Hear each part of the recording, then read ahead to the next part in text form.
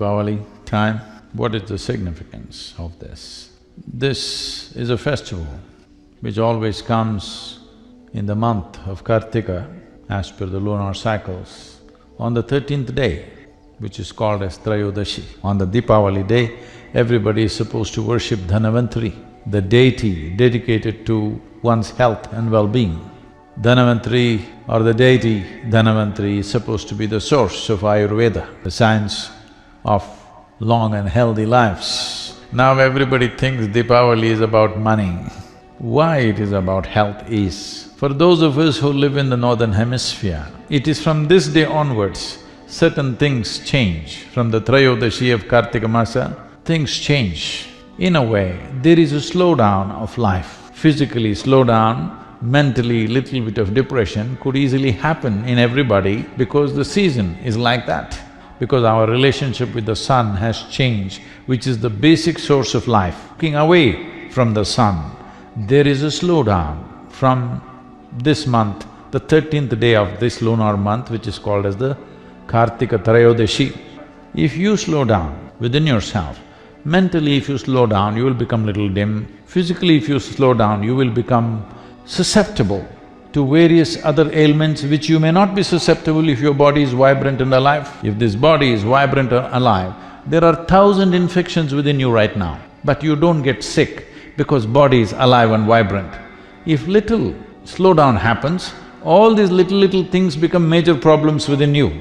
This is why the whole thing about Dhanvantari, the science of health and well-being, that it must be kept alive till 14th of January, everything must be kept alive.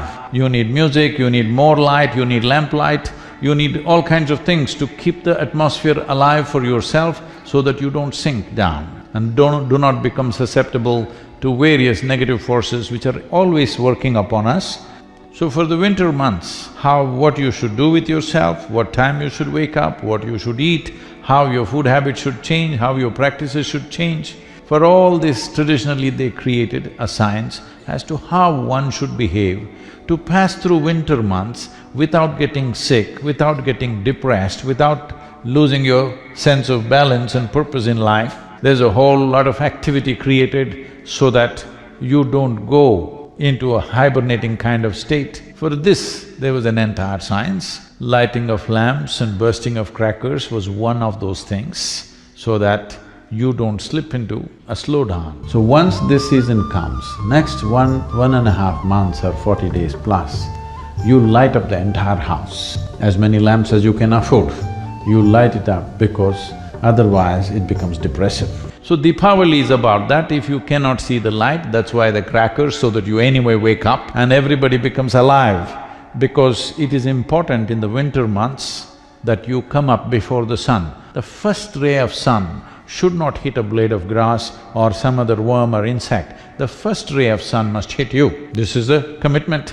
That is why before sunrise, everybody is out to receive the first rays of sun upon themselves. Deepavali essentially means a festival of light. Deepa means more a lamp.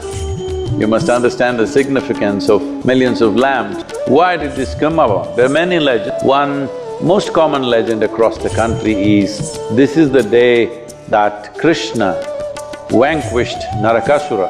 So that is why the Naraka Chaturdashi and then Deepavali.